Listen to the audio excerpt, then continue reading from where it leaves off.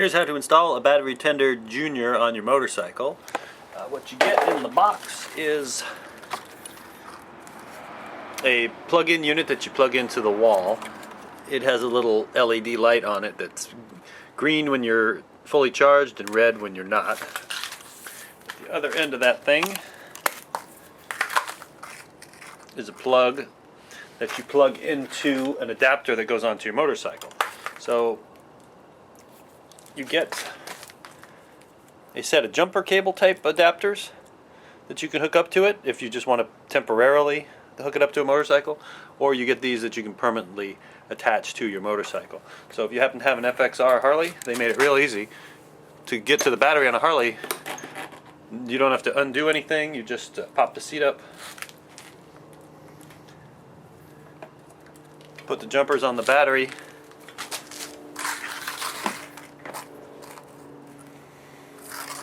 and then connect the connector. And that's all there is to it for the Harley. On this one, if I'm riding it a lot, I don't bother with the battery tender, but if it's going to sit for any long period of time, then before I take it for a ride, I'll put it on the battery tender overnight. Now if you're going to install the connector that's permanently attached to your battery, you want to make sure you do it in a way that's secure and also not hanging around and flapping in the breeze. So my Suzuki is a pretty good example. You can see I put it down here right under the grab handle. It doesn't interfere with putting the bike on the center stand when I grab the grab handle, but you just pull the little cap off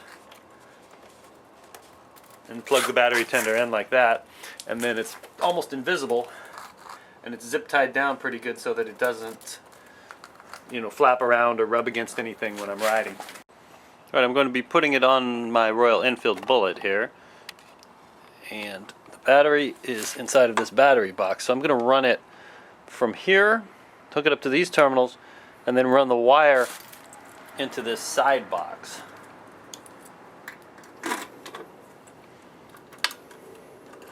So whenever I want to charge it, I can just pop the side box open and use the cable from the box. That's about the cleanest install I can come up with. So let's see how it looks.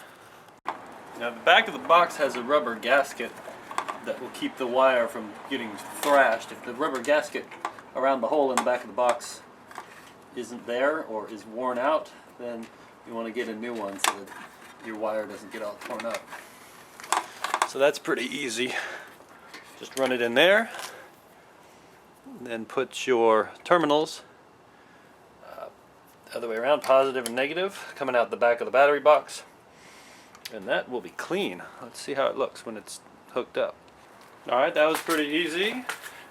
Just put the battery tender terminals onto the top of the battery, ran the cable down into the side box on the Enfield.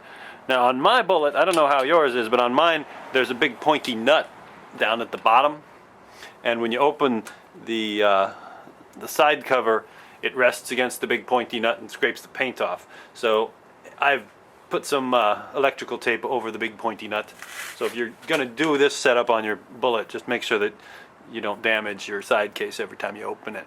So just whenever I need to charge it, I'll just pop this open, plug that into the battery tender, and charge it up. We'll go ahead and shut this.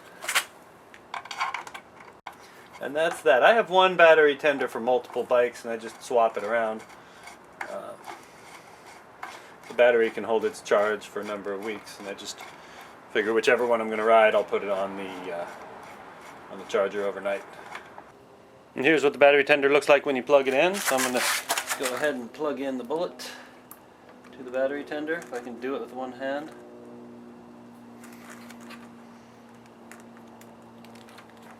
And it lights up red, green.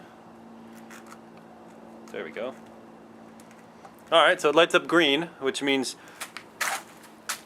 it's good, means the battery is already charged. If it lit up red, then we would have to charge it until it turns green.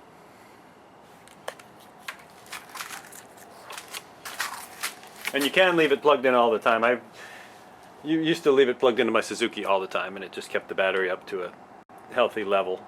And that Suzuki battery right now is probably 8 years old and still working perfectly. So I don't anticipate it does any damage to a battery. It just keeps it healthy. But you do want to add water every once in a while.